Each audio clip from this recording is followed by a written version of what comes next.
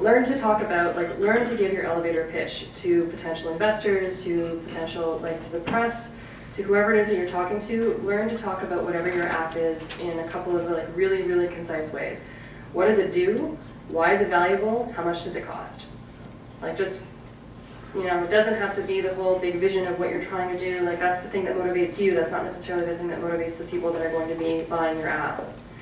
Be interesting, and by that it's a similar thing in terms of be unique. Like, what is it that differentiates what you're doing? What's the value proposition that you're providing back to people? Cater to blogs and think like the media. And what this basically means is, like, what's in it for them if they profile you?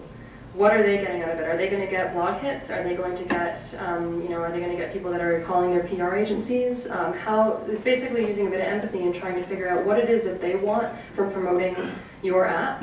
How does it provide value back to them, and then trying to position whatever your strategy is to help that. Also to control the hype, and this is kind of, it's really, really, really hard to help control the hype, but you basically want to build it out as much as you can. So send out press releases, tweet like crazy, use social networking sites, get the PR out there. Try to get yourself featured on the blogs like Ars Technica or Technorati or Dig or wherever your app, like Mobile Syrup is a really great Canadian company. App of the Day is another really great Canadian company that feature apps. Make your website awesome. So most of the time when people develop apps, they put all of their design expertise, they put all of their technical expertise in the app itself, and then the website looks like crap. But the thing is that people are going to go to your website. They're going to go for support, they're going to go for more information, they're going to go for, you know, services. If you have a subscription model, they want more information about it. Make sure that your web offering is just as awesome as your app offering. Because if you have a really crappy website that has no information, people are going to be like, well, I need to know how to do this. How do I do it? There's no information. I don't want to read it on my mobile device, or it isn't available on my mobile device. You need to be able to provide the support services. As well, launch big. So if you're coming out with a new app, build out a campaign. Think about how you want this to be positioned in the global market. How do you want it to be positioned in the App Store? And this is sort of the second page of this marketing your app piece in thinking globally. There's 65 iTunes stores available around the world, right? So that's 65 different markets that you can potentially access. There's all the issues that we talked about in design in terms of language, in terms of culture, context, connectivity, etc. But you have 65 additional markets. And Canada, like, there's 34 million people here. There's nothing.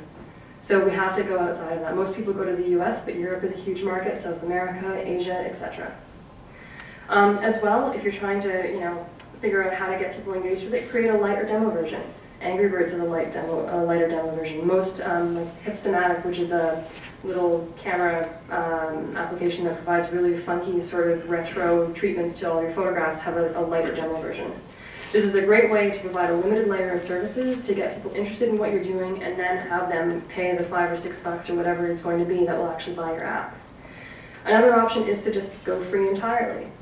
You know, there's top free apps that are out there. You have to think about how you're going to make revenue. It has to be, obviously you're not going to make it from the $5 or $6 downloads. Will it be from partnerships? Will it be from third parties? How are you going to make money if you go free? But it's an option. As well, continually update. There's a couple of reasons for this. Partly, all of the OSs update on a regular basis. You know, how many times do you click into iTunes if you have an iPhone, and, you know, once or twice a week, or sorry, once or twice a month, you have another update that goes into your operating system.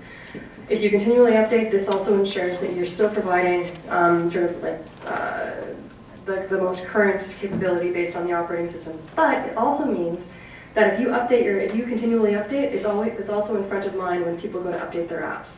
So I go to update my apps, I have 8 updates, I see your app is one of the ones that I need to update. Oh yeah, I have this, I'm going to use this again.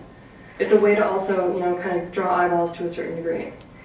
As well, advertise via traditional channels, magazines, books, Google AdSense, etc. Use them.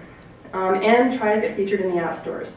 So there's varying degrees of success that people have with this. Oftentimes, you know, if you build enough buzz around your product or your app in other channels, it'll get picked up. As well, request it specifically. Write to the app stores and say, hey, this is my awesome app. I'd like to get featured. I know a few people that have done this, and it took them 3 or 4 months of writing on a regular basis, but they were eventually featured. And that's huge for your revenue and your brand.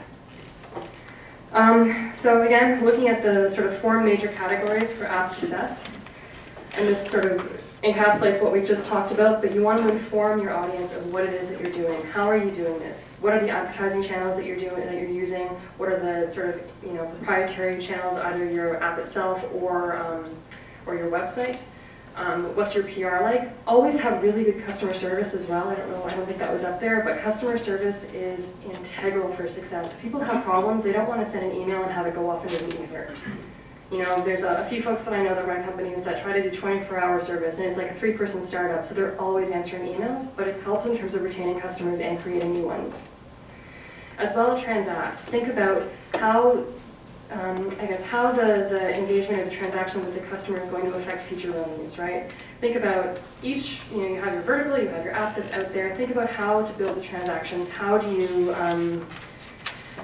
you have one customer, you have one app that you build, people buy it, great, you have a number of transactions there. How else can you build on your brand to ensure future transactions? As well, entertain.